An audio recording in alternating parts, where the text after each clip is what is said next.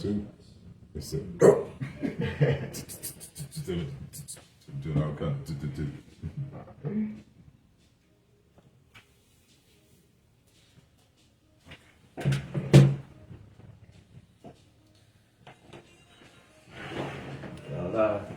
Okay, we're live. Welcome back to the world, my brother, my sister keeper. I'm John, and we got a guest on today, and one of our brothers, who's just a jewel in our midst, and we want him to exercise and to come out of that piece of coal into that diamond that he is. So I'm let him introduce himself. I'm Reginald Bateman, San Antonio, Texas. You like you reporting this out. Okay, that's it. So, but the music that you hear in the background, we do not own the rights to it. Any donations that you would have, you can send it to Tony Ford. Just send it back to the world. Our billionaires round table. And when we mention about donations, right, the donations will be for the cause, not for us as individuals. Okay, I always remember that. Because what we have, we donate as well. Okay? So, man, what's going on with you, man? Are you nervous? Nah, I'm not. I'm good. Good. Our Back to the World platform is a platform that would magnify or enhance, people that's not just coming out of institutions, but coming out of some type of addiction, with nowhere to go, some type of overcoming some type of hardship, and it's little that we might think about, but our strength can actually inspire them. So, what inspired you, What inspired me, man, I guess I got tired of just going back to jail, man. It seemed like I spent half my life in jail, man. There's no way to live, man. So I want to do something better, help people out.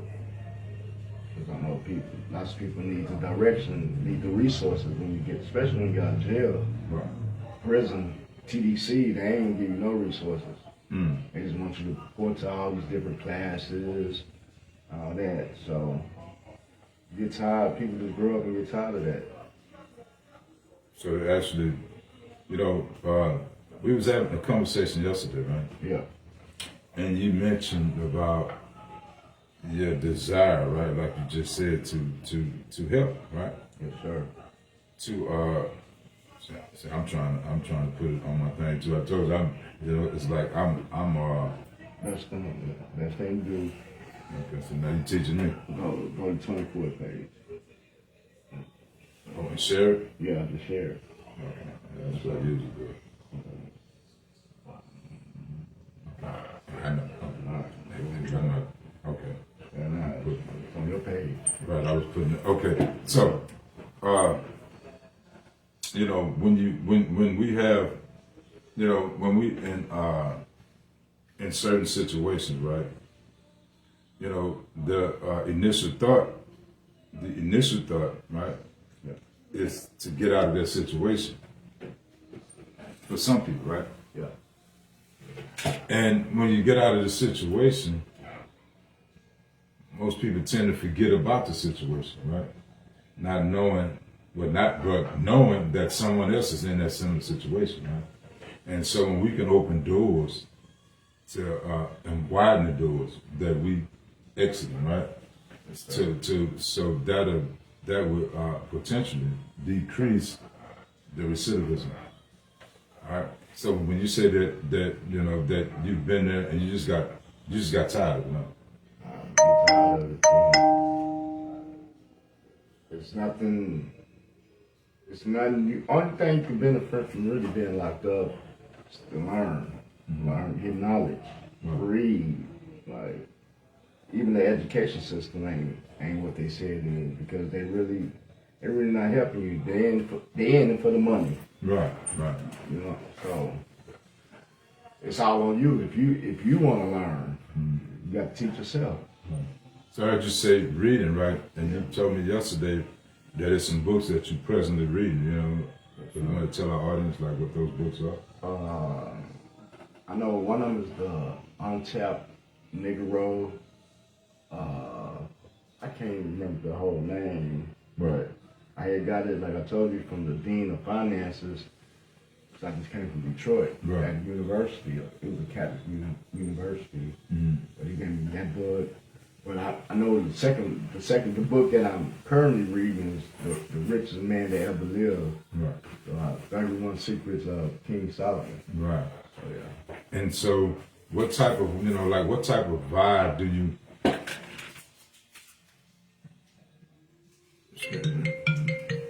Okay. What type of vibe do you get from that read? What's the energy that you get from it, and what the excitement that you get from it? The energy I get, it gives me a wider concept to think as a man and how I want to live in the future. So it's giving me some principles to be patient and just to keep going, don't give up. Right. And yesterday, because when it's like our conversation yesterday, right, was so energetic, right? Because we were speaking about live words, right? And so every time that you speak, every time we speak, we either giving life or death in our words, right? Right. And so when you told yourself that, hey, I'm sick of this, meaning you put death to sleep and you begin to live, right? Yeah. Because mine was similar to that, right? I'd never been incarcerated, right? I mean, I went to jail, but it was out of it, so quick. You never got the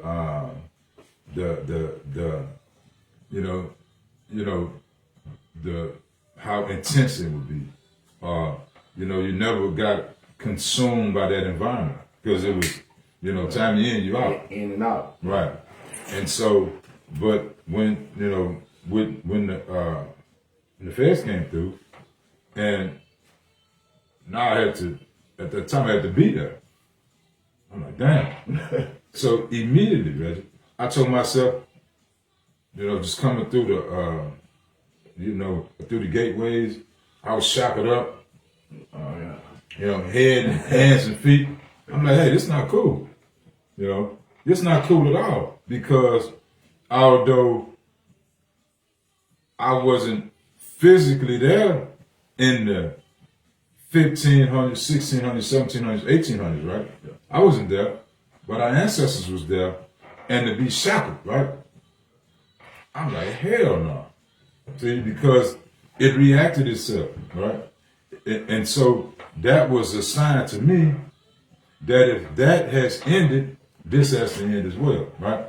And so it was a big sign up there, it said Federal Correction Institution, right? And on the road I saw was correction. Because I knew that that sign was a reminder to me. Like we always say, signs and symbols are for the conscious. Yeah. It's just to get you conscious about what direction you want to go in, right? So you'll see a sign, or you become a sign. So that's what I back to the world, my brothers and my sisters keeper. We are a sign, but we are literal people, right? So we can direct them into the proper routes, because it's like food, clothing, and shelter is a necessity, right? Yeah. And so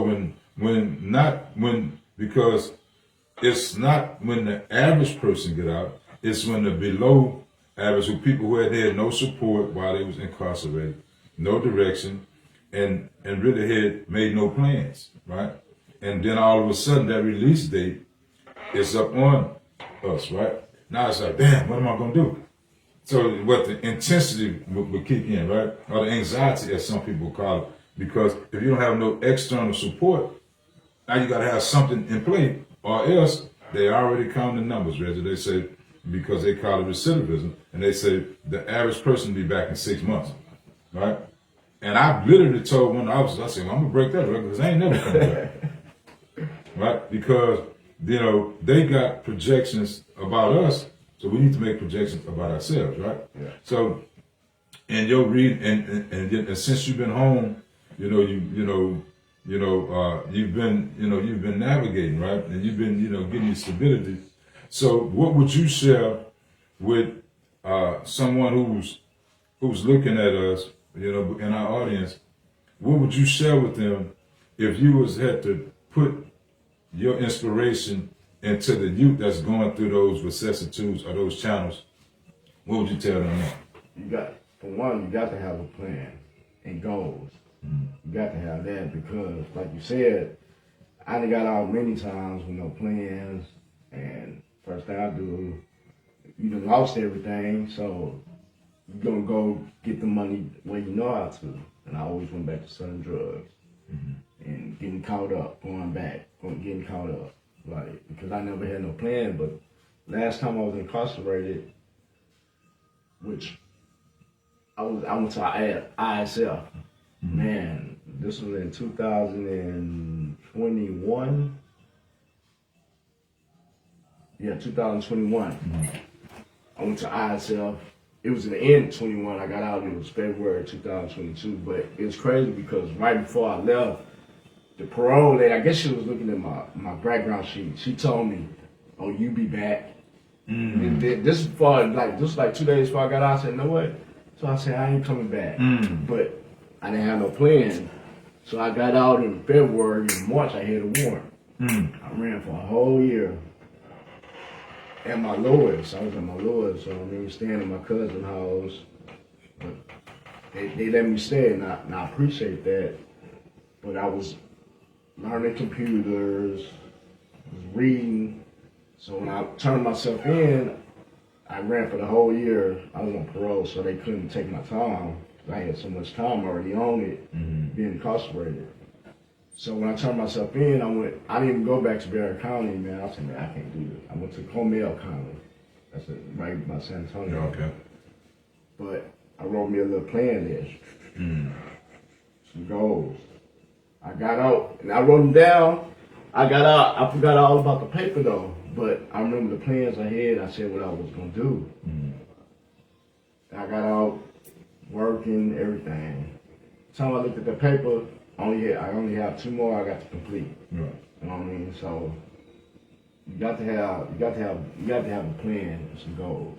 You can't just get out there just not knowing what you're gonna do, because you're gonna fail every time. Right. So just those experiences and how you have disciplined yourself, that automatically makes you a mentor automatically, right? Because there are some youth that's traveling down that pathway that's looking for unknowingly, because unfortunately, when we young, we think we know everything, right? Yeah. I know I did. Me too. I realized that what I know you can put it on the tip of this pen and put it in the ocean. You see? But you don't know that because experience hadn't caught up with you yet, or life hadn't fulfilled itself yet, right? So when you say that you made a plan, it means that you begin to take charge, right? And unfortunately, we have been taught in a mysterious way that something happens because God said, right? Not ignoring the fact of God, but in fact incorporating how something happened, right? Because you said, like, similar to me, it's like when you make a plan, meaning it's like your plan is your GPS, right? It's your guiding program system for yourself, right? You say, okay, this is where I'm going, this is what I'm gonna do, and on the GPS, it has a time frame, it has mileage. See, it has all these figures in front, right? So it's like, you know, the wealthy, quote unquote, would tell you to make a 5-year plan. One of our campuses when I would say like, I'm finna play this up. You know, it'd be like, you know, make a 5-year plan, right? Yeah. It'd be like 5 years. We talking about tomorrow. Okay, and so, let me see 1 second. There we go. And Reggie, and you know, you got tech skills. You got. Okay, now you gonna probably put this here on this Instagram, I think. Okay, let me see. Here we go. That just cut off. But we talking about, let's say, so it's like, you know, you don't have to make a 5-year plan.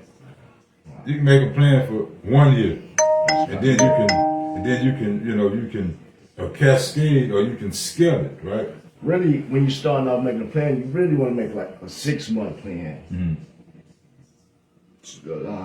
Make it for like 2 or 3 goals. You know what I mean? For 6 months. Right. Once you hit that, you're like, oh, it's real. You know what I mean? Now you go start going for the 1 year. Like it could be something. Just make a plan. I'm gonna get a job. I'm gonna go read a book. Something, but you got to start somewhere. Right. You can't just go out there and make an unrealistic list. With no foundation. With no foundation, yeah. So it got to be something simple.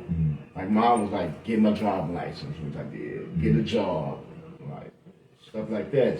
Simple stuff, but I did it. Yeah. And I didn't even know. It was already instilled in me that I need the paper. But when I look back at the paper, I got 2 more left. So. But see, now what it does, you know, well, I'm gonna ask you, does that like inspire you to, you know, to a realization like, I can really do this. As simple as that might be, because for some people never done it, right? Yeah. Because, you know, me in a jovial way, a driver's license, right? I'm saying you don't need a driver's license to drive. You need a driver's license if you get pulled over. See? So that, you know, it's like not trying to, you know, just keeping it jovial, but just the fact you do need a driver's license because it's an ID, right? Yeah. And so just that little small accomplishment, it you know, it's aspiration or it's inspiration, right? It's right. And so now Tony and I know that you got tech skills too, right? So what would you tell the audience about, you know, just your natural ability to, you know, as far as technology, you know, how do you you know, implode or, you know, explore that? Okay, really you want to start off like, I was just doing free Microsoft classes at first. And free classes? Free classes online because I was on the run, so I couldn't go to no school. And I had a Texas warrant, so I was just doing free classes online and started teaching me like different. It all depends on what you want to do, where you want to go with it. You know what I mean? Like now I want to learn about programming and AI. You know what I mean? I love them. Like at first I hated computers. Now I love them. You know what I mean? So that's where the money at these days. So any youngster looking at this, you want to get into that AI. Right. That's where the money at. Right. And so it's your, as I said in the scripture, it's your buried talents that's coming to life now. Yeah. Well, I mean, you know, and I can bear witness to that. Did we go live right here? We live now. Did we go live right here? Is that live? Yeah, it's all right. Okay. Right. So, you know, so speaking about AI, right? How have you embraced the opportunity to take advantage of AI, and what would you tell the youth? Well, really, I haven't embraced it like I wanted to, but use AI every day on your phone. Like when you ask Siri, Alexa a question, that's AI. So for the youth, you really want to get into AI right now because AI gonna take all the jobs. Robots and all that's run off of AI. So you might want to get into the computers if you on Facebook or Instagram all day. So you're dealing with a computer. Mm-hmm. Excuse me. Yeah. Right. So and you get on with this AR desktop. Smart desktop. Smart desktop. Yes, sir. Yeah, and make some money with it. And then come on to Sonetquity. Come on to Sonetquity Bookclub. Like, Excuse me, that's it. You know, you might hear me say often, turning out we thumbs and fingers, right? But, see, this is where your experience, or our experience, could help magnify, right? And so AI would help facilitate that, right? And so, just to hear your story about how you was in and out of incarceration, and you got dissatisfied, and you put a stop to that repeated cycle, right? Because you got dissatisfied, and it's an old adage that say dissatisfaction is the mother of change, right? Yeah. Because unless one is dissatisfied, we can't see no reason to change, right? But going in and out of institutions to allow them to get paid off our blood, sweat, and tears, or whatever it is, right? To get paid off of us. We don't look at it that way, right? But in the literal factor of things, that's one of the major reasons, right? And so what we have overcome, though, Reggie, is so powerful, right? Because you was born, in the 80s, although you was young, right? You was still cognizant, right? You can see, you can tell night from day and slow from fast, right? And so it actually began to initiate a war, right? And of course, it was called the war on drugs, right? And so we were being influenced by certain movies that we would see, right? Scarface, New Jack City. You go outside in your neighborhood, you're gonna see all the drug dealers. You know what I mean? Right. Like, yeah. But see, yeah, right. Now that's true, but it was influenced by something, right? Yeah. Because the movie came before the actual. Okay. I think Scarface. I seen that in '86, right? And I tell myself, that's the worst movie I ever seen. I didn't know that until I changed my mindset, though. Oh yeah. Before we changed my mindset, it was like that, right? Until I would see Al Pacino in other movies. I'm like, man, this is It's the Scarface, right? Start snapping, right? But the wheels start turning, Reggie, because it's like, hey, this is an actor who's getting paid to influence the masses, right? New Jack City with Wesley Snipes, right? No Brown. Right, see? But these are actors that's getting influenced to persuade the masses. Now we all have our own stories, right? How we was used as a tool to influence, right? So I'll be like, damn, look at that, right? So now we want to take that same influence to correct the errors, to influence the future, right? Yeah. And so it's like, it was an old adage that says about brothers and sisters coming out of prison or institutions, right?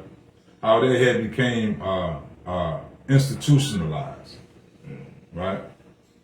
And when I heard that, I would take offense to it, but I would keep my silence, like institutionalized. And then if you change, they would say, "Oh, prison saved you." Like, prison ain't saved nobody, right? Man and woman got to save themselves, right?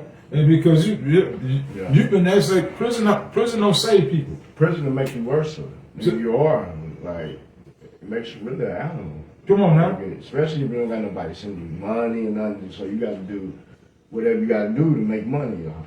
Hustle. Right. You know what I mean? You're a slick talker. Right. or rape you. Right. You know what I mean? Take people's shit. I mean, stuff. So Right.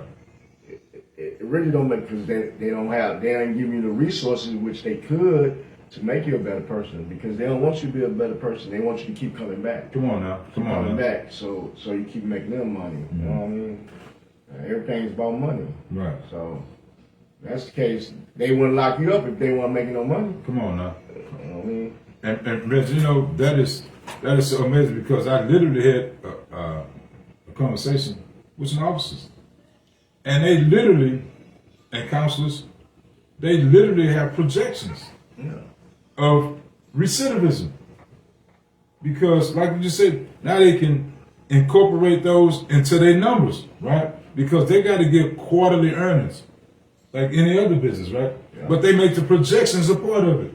You're like, damn. And so, but in the business world, that's how businesses work. They make their quarterly projections, right? And so what the institutions would do, they would incorporate the recidivisms into the projections. Okay. So you're like, damn, this really is a business. Yeah. And it's like, you know, in the feds, right? Of course, you know this here. They had these factories. Yeah, Unicorn. I worked in one. Unicorn. Okay. That's why one of my first jobs. Like, that's how I got out with a work ethic when I got out the feds. Right. Working for 49 cents an hour. No, they were 49 cents off. Yeah, 49 cents an hour. And that was like a top grade. Nah, I was level one. 'Cause I wasn't there that long. So once I started, once they got it started back in Beaumont Medium, but we was working with medical drapes. But then I went to the low. I was working like 7 days a week, from 6 in the morning to like 8 in the evening. What? Yeah, but I wanted to so I could stay busy. I didn't want to be over there listening to all these different stories and everybody just watching the game. So I stayed because I knew I was going to get out. Mm.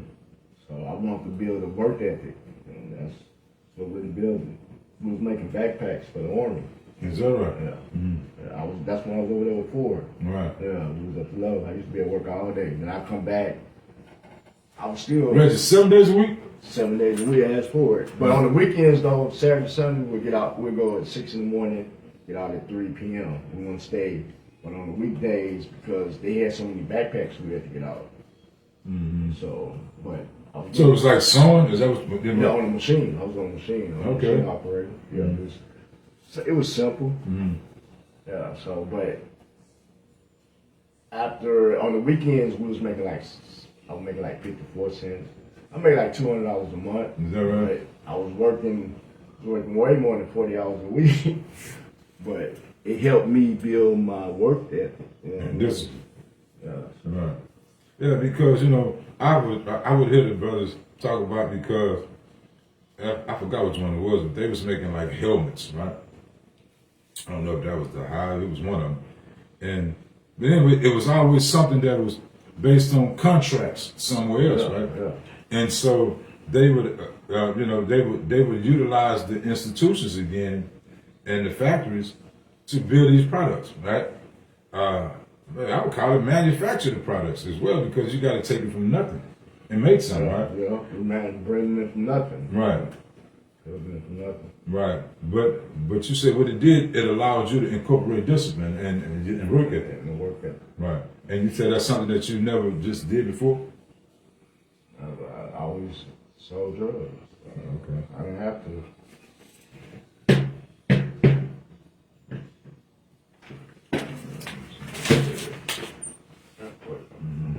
All right, so right, and so now when we speak about the business of Back to the World, so and now we have a business in place, right? Because it's a high percentage of people who are incarcerated is because of money. I don't think it's because of fame. Everybody, most in there are because of money. Something they have to do with some money. Yeah. Well, you know, but you know, with the child molesters and stuff like that. Yeah. That's a small percentage, right? Yeah. And so it has something to do with some type of finances, right? So now, since we have something in place, right? Now we can use what was appeared to be negative in the past, right? Now with discipline in place, now we can convert that into positive, right? Because in your environment, you still have influence, right? Yes, sir. And what they used to relate to bad, since Reggie has changed from that person who he used to be, now it can be inspired for good because of your change, right? Because the youth are looking for positive change. Many looking for it. That's why when the celebs come to town or the celebrities come to town, they will go and herd to these people, right? Because they looking for that. So, what would you tell the youth based on your experience?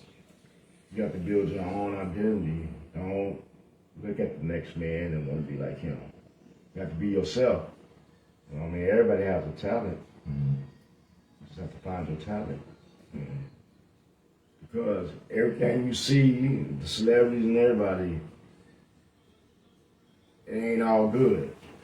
It ain't like, it ain't what you saw. It don't glitter like you think it's gonna glitter, what you see. Even with the Facebook, the Instagram, all these youngsters with the money and all that stuff. Like, it look good, but it come with lots of problems. So. And you know, and just to you know, before we close, I want to go back to the work ethic, right? It's good to have that work ethic. It's better when it's incorporated into a unified system. Like the unicorns and things like that, they were using their system to their advantage. They had to go get a lot of people, right, to do the laboring part. So we have a program that would ease the labor pains. Yeah. We have AI to assist in easing the labor pains. Okay, and you know, just know that the youth are looking for your inspiration, Reggie, right? Because no one can replace your past. No one can replace that because you already fulfilled that, right? And with you and we can redirect their future by our past. So don't go down that street. You can, because there is no compulsion. But let me tell you what that's gonna lead to. And those who listen, not those who don't listen, right? Those who listen can readjust the path based on your inspiration, right? So keep up the inspiration, brother. And you know, reach, because you got a big reach in your area. Just reach them. And all those, it's like, you know, it's not like you reaching for water, right? You reaching in the water, right? And the fish people, as we just call them, fish, they're in the water. And those that you can not hook, but those that will hear your voice, they're gonna come forward. Right? And now you have multiple things to give them. Right? You can give them the inspiration, you can give them the direction, the motivation, and now we have a financial component that we can ease the burden with, right? Yeah. And so again, man, it's, you know, it's a pleasure, brother. Yes, sir. You know, we know you got to travel, but just be safe, of course. Right. You know, keep your You know, everything focused forward, and say, you know, you're always looking to improve, of course. Got to learn something new every day. I always say that. Right. That's what I right. try to do. Learn something new every day. But you ain't been trying it, you've been doing it. See, so it's like, you know, you've been doing that because you know your whole idiom, your whole language, and your whole compulsion. I mean, not your compulsion, your whole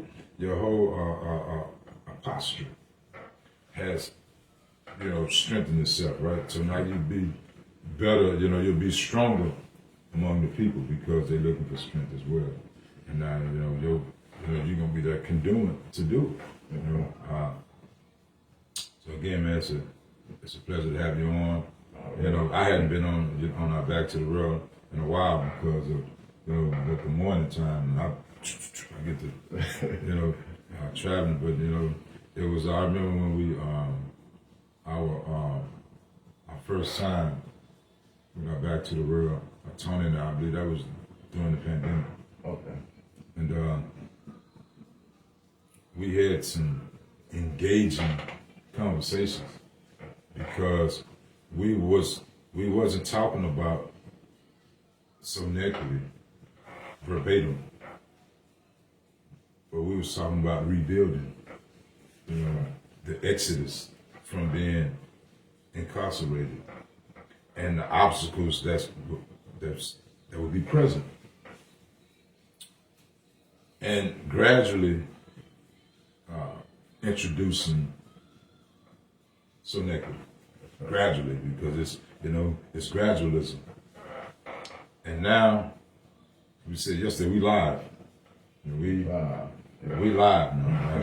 Right? It's not just a thought anymore, right? It's not just words anymore. We can really incorporate. Now we're in the corporate reality, meaning we're in the physical now, right? Yeah. And so that's where we want to make an impact as well. That's where we're gonna make an impact as well. Sir. And so, and you just another member of the body, you know. So, you know, keep the inspiration. You know, grab your people. You know, you tell Marquise you gonna call his brother. And we got a shout out to you too, brother. What's up, Hippo? And all that's listening. Anything you want to close with? Just, like I said, try to learn something new every day. And get ready for this Sonetquity Bookclub to blow up. Seeing it now, spinning into existence. That's right. So, yeah. But believe it or not, he said he was shy. He said he was camera shy, right? And it's like, but he commanded himself to, okay, I'm not shy anymore. If he is, it didn't impede what we did again. He's not shy anymore. So again, we thank you for tuning in, coming on. Those that will come on later, we'll be back later today. So again, thank you. Peace. Peace.